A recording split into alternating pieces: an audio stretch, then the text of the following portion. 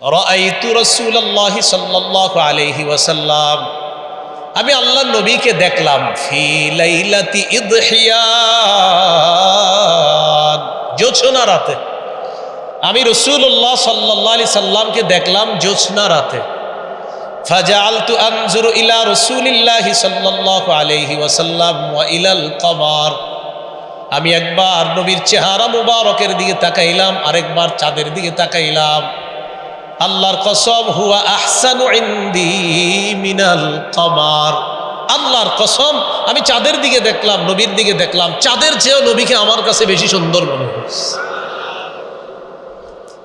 আল জামিউস সগীরের মধ্যে আসছে ইয়াতালা আল্লাহ ওয়াজহুহু তালাআলু আল কমারি লাইলাতাল বাদরি, পূর্ণিমার রাতের চাঁদ যেমন সুন্দর, নবীর চেহারা মুবারক ঠিক তেমন সুন্দর উজ্জ্বল হয়ে যেত।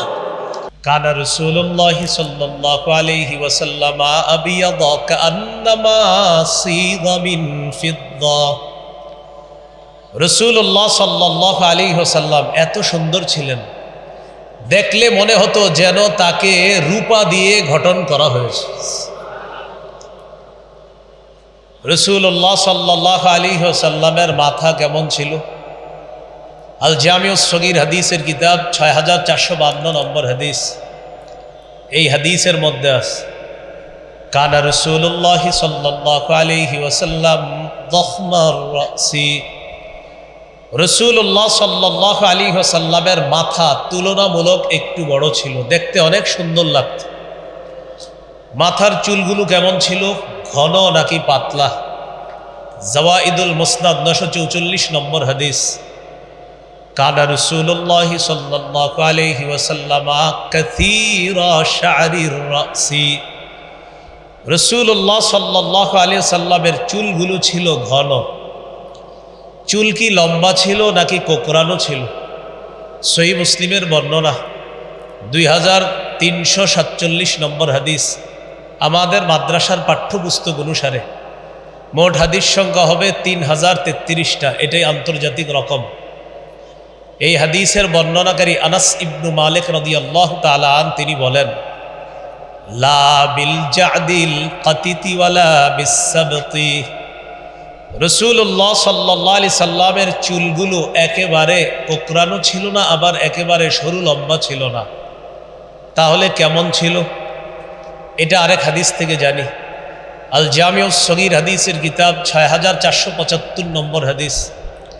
হাদিসের বর্ণনাকারী আবু হুরায়রা রাদিয়াল্লাহু তাআলা আন, তিনি বলেন আন আবি হুরায়রা রাদিয়াল্লাহু তাআলা আনহু قال কানা রাসূলুল্লাহ সাল্লাল্লাহু আলাইহি ওয়াসাল্লাম রাজিলার রাস, রাসূলুল্লাহ সাল্লাল্লাহু আলাইহি সাল্লামের চুলগুলা ঈষৎ ঢেউ খেলানো ছিল, দেখলে মনে হতো চুলগুলা ঢেউ খেলতেছে এমন ছিল। ইনফারাকাত আকিকাতুহু ফারাকা ওয়া ইল্লা ফালা, চুলের সামনে যদি অনায়াসে সিঁথি কাটতো তাহলে নবীজি চুলগুলা সিঁথি কাটতেন, অন্যথায় চুল সিঁথি করতেন না। অনায়াসে সিঁথি কাটলে সিঁথি কাটতেন। قد شمط مقدم رأسه ولحيته, চুলের সামনের কিছু অংশ আর দাড়ির কিছু অংশ পেকে গিয়েছিল। এই দাড়ি পাকা আর চুল পাকাগুলা ইদাদ দাহানা, যদি তেল দিতেন লাম ইয়াতাবায়্যান, তাহলে পাকা দাড়ি পাকা চুল দেখা যেত না। ওয়া ইদা শাইসা তাবায়্যানা, আর যদি চুলগুলা একটু অগোছালো হতো তাহলে ওই সাদা দাড়ি আর চুল একটু স্পষ্ট হতো, সেটা দেখা যেত। এই হলো রাসূল সাল্লাল্লাহু আলাইহি ওয়াসাল্লামের চুলের বর্ণনা। চুলের পরিমাপ কতটুকু ছিল এই ব্যাপারে ওলামায়ে কেরাম সবাই এখানে, আমি আপনাদের কিন্তু বলতেও পারি না।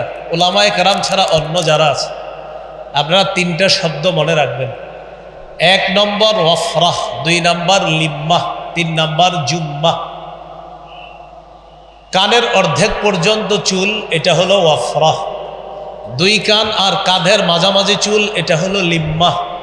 কাঁধ পর্যন্ত চুল, এটা হলো জুম্মাহ। হাদিস থেকেই চলেন 3টা চুলের পরিমাপ জেনে নেই। সহিহ মুসলিমের বর্ণনা 2344 নম্বর হাদিস।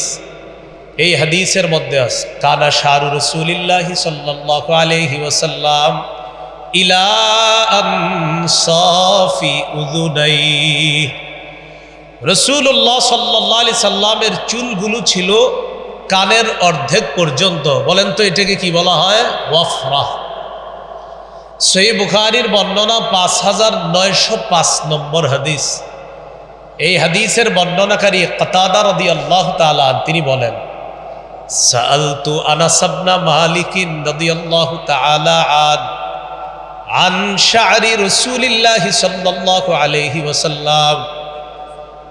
আমি নবীজির সাহাবী, নবীজির খাদেম, 10 বছরের খাদেম হযরত আনাসকে জিজ্ঞাসা করলাম, নবীজির চুলগুলো কেমন ছিল একটু বলেন তো। হযরত আনাস রাদিয়াল্লাহু তাআলা আনহু জবাব দিলেন, লা বিসাবতি ওয়ালাল জাদি। একেবারে সরু লম্বা ছিল না, আবার কোকড়ানো ছিল না। কেমন ছিল চুলগুলা? বাইনা উযুনাইহি ওয়া আতিকি। নবীজির চুল মুবারকগুলো ছিল 2 কান আর কাঁধের মাঝামাঝি। এটাকে বলা হয় লিম্মা। রয়ে গেল জুম্মা। সহিহ বুখারীর বর্ণনা 5904 নম্বর হাদিস।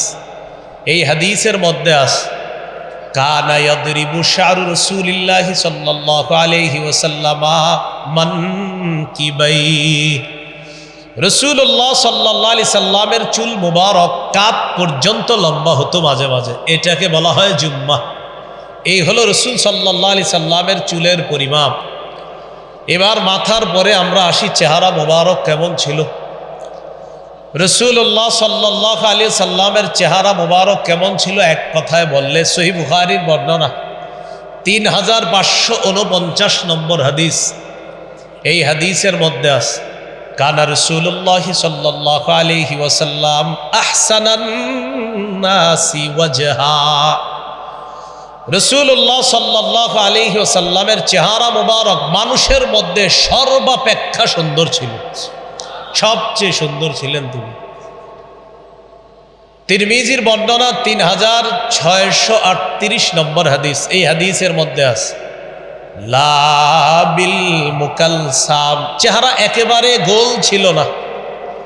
তাহলে কেমন ছিল এটা মুসলিম থেকে জেনে নেই। 2344 নম্বর হাদিস। প্রশ্ন করা হলো, ওয়াজহুহু মিসলুস সাইফ।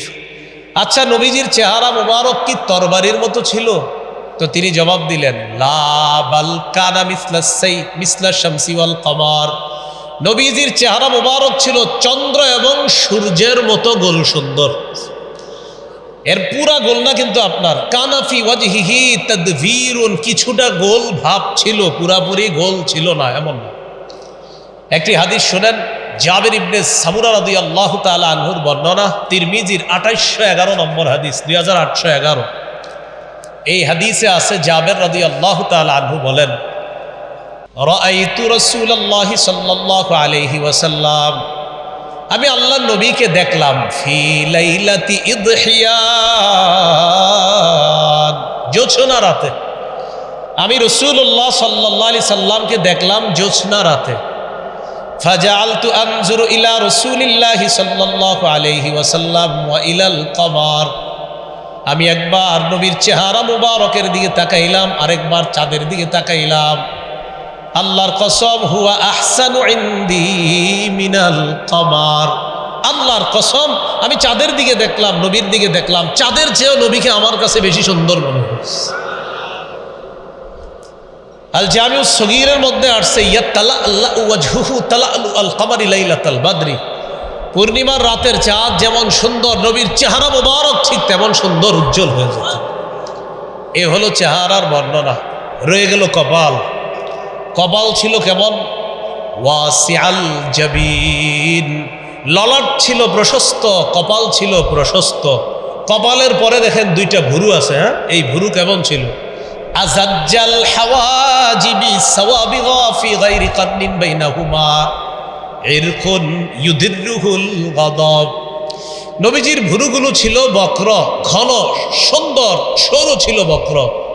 2 ভুরুর মাঝে ফাঁকা ছিল, মিল ছিল না। ফি গায়রি কারনিন, একটা আরেকটার সাথে মিলিত ছিল না।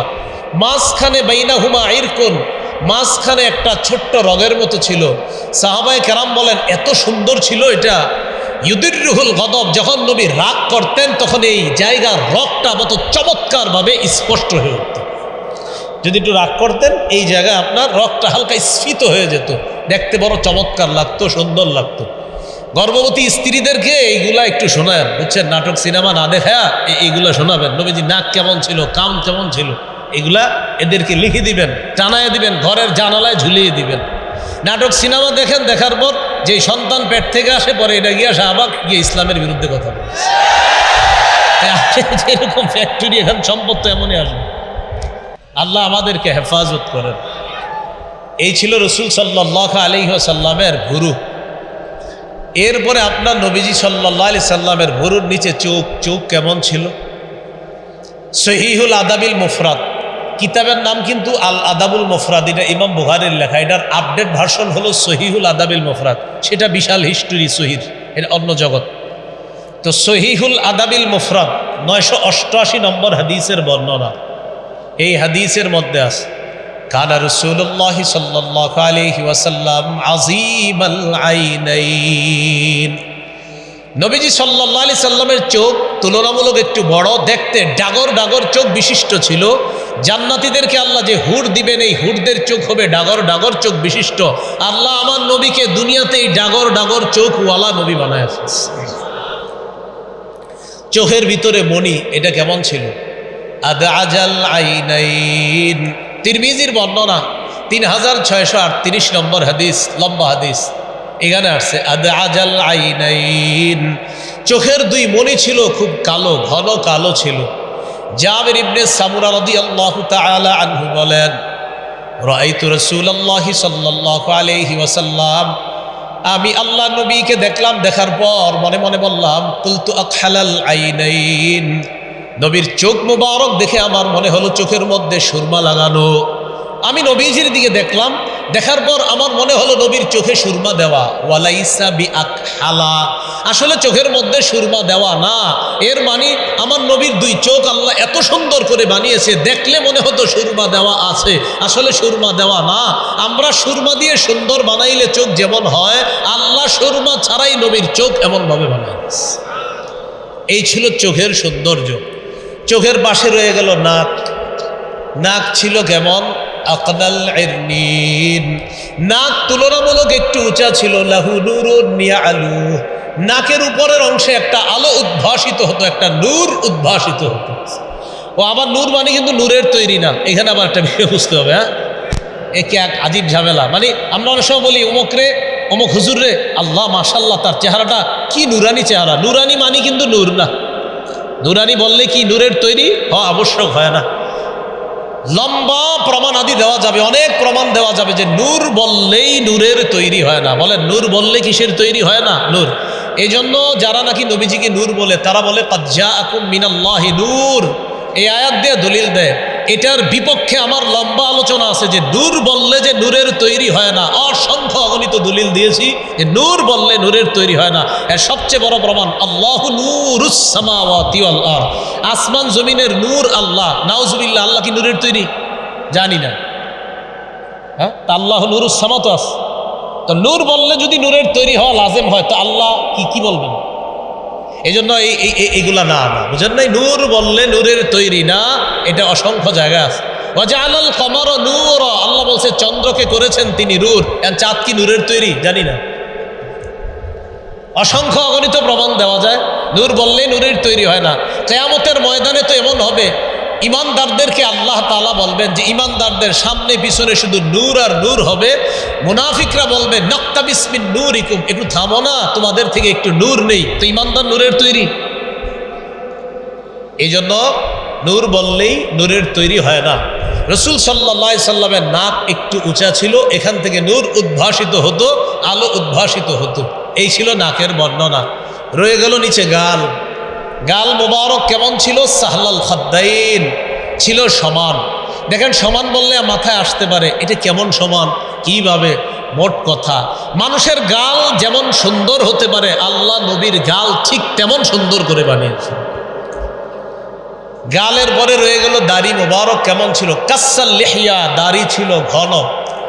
এরপরে একটু নিচে আসেন, দাঁত মুবারক কেমন ছিল? মুফাল্লাজাল আসনান, সামনের দাঁত কিছুটা ফাঁকা ছিল, সুন্দর ছিল সামনের দাঁতগুলা, কিছুটা ফাঁকা, দেখতে অস্বাভাবিক সুন্দর লাগতো।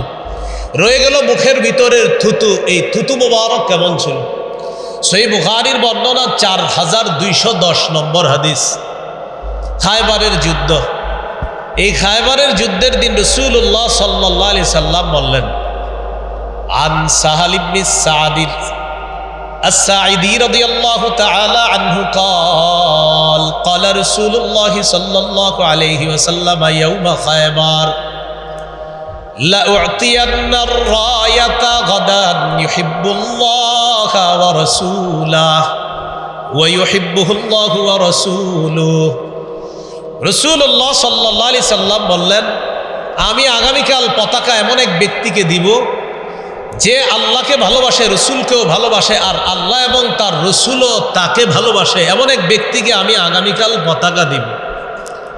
ইয়াফতাহুল্লাহু আলা ইয়াদাইহি, আল্লাহ তাআলা তার হাতে খায়বার বিজয় করবেন বলে আমি নবী আশাবাদী।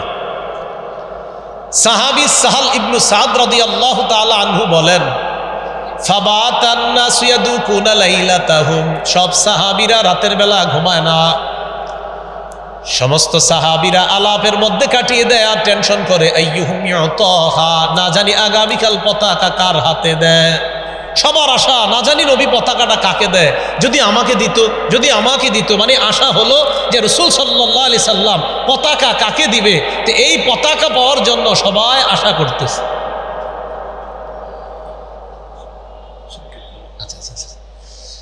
তো আলী ইবনে আবি তালেব রাদিয়াল্লাহু তাআলা আনহুকে পতাকা দিবেন রাসূল সাল্লাল্লাহু আলাইহি ওয়াসাল্লাম। আচ্ছা, হারে ফেলা যাও, তো সবাই টেনশন, মনে হয় পতাকাটা আমাকেই দিবে। পরের দিন সবাই নবীজি সাল্লাল্লাহু আলাইহি সাল্লামের সামনে আসছে। আসার পর রাসূলুল্লাহ সাল্লাল্লাহু আলাইহি সাল্লাম বললেন, এইনা আলী ইবনে আবি তালেব, আচ্ছা আলী কোথায়? এই কথা বলার পর সাহাবায়ে কেরাম জবাব দিলেন, ইশতাকি আইনাই, হুজুর আলীর তো চোখে সমস্যা। নবীজি বললেন, তার কাছে লোক পাঠাও, ডাকো। আলী রাদিয়াল্লাহু তাআলা আনহুকে ডাকলেন। ডাকার পর ফাবাসাকা রাসূলুল্লাহ সাল্লাল্লাহু আলাইহি ওয়াসাল্লাম ফি আইনাইহি, রাসূলুল্লাহ সাল্লাল্লাহু আলাইহি সাল্লাম তার দুই চোখের মধ্যে থুতু দিয়ে দিলেন। থুতু দেওয়ার সাথে সাথে হযরত আলীর চোখ দুইটা ভালো হয়ে গেছে। সাহাবী বলেন, এমন ভালো হলো যেন তার চোখের মধ্যে কোনো সমস্যাই কখনো ছিল না, এমন ভালো হয়ে গেল তার দুই চোখ। এই ছিল রাসূল সাল্লাল্লাহু আলাইহি ওয়াসাল্লামের থুতু মুবারক। তো যাই হোক, রাসূলুল্লাহ সাল্লাল্লাহু আলাইহি ওয়াসাল্লামের জীবনী নিয়ে আলোচনা চলছে, হবে, চলতে থাকবে ইনশাআল্লাহ। বড় বড় উলামায়ে কেরাম আলোচনা করবে ইনশাআল্লাহ। আজকে অন্তত যতটুকু জানলাম যে রাসূল সাল্লাল্লাহু আলাইহি সাল্লাম জন্মের পরে তিনি কেমন ছিলেন, দেখতে কতটা সুন্দর ছিলেন, এই বর্ণনা জানলাম। সর্বশেষ কথা, মিলাদ অর্থ জন্ম, মিলাদুন নবী অর্থ মুহাম্মদ সাল্লাল্লাহু আলাইহি সাল্লামের জন্ম। মিলাদ বললে যেন কারো মাথায় এটা না আসে যে মিলাদ মানে কিছু নাচানাচি আর কিছু করার পর একটা মুনাজাত হবে, এরপর কিছু বিলাই হবে, বিতরণ হবে আর খাবো। মিলাদ মানে কিন্তু এটা না। মিলাদ মানে মুহাম্মদ সাল্লাল্লাহু আলাইহি সাল্লামের জন্ম, এই কথাটা সবাই মাথায় রাখবো। আরেকটা হলো সিরাত, নবীজির জীবনী। যাই হোক, আল্লাহ রাসূল সাল্লাল্লাহু আলাইহি সাল্লামের জীবনী যেন আমরা আমাদের জীবনে বাস্তবায়ন করতে পারি, আল্লাহ তৌফিক দান করেন। সুবহানাল্লাহি ওয়া বিহামদিহি, সুবহানাকাল্লাহুম্মা ওয়া বিহামদিকা, আশহাদু আল্লা ইলাহা ইল্লা আনতা, আস্তাগফিরুকা ওয়া আতুবু ইলাইক। আমিন। ওয়া আখিরু দাওয়ানা আলহামদুলিল্লাহি রাব্বিল আলামিন। আসসালামু আলাইকুম।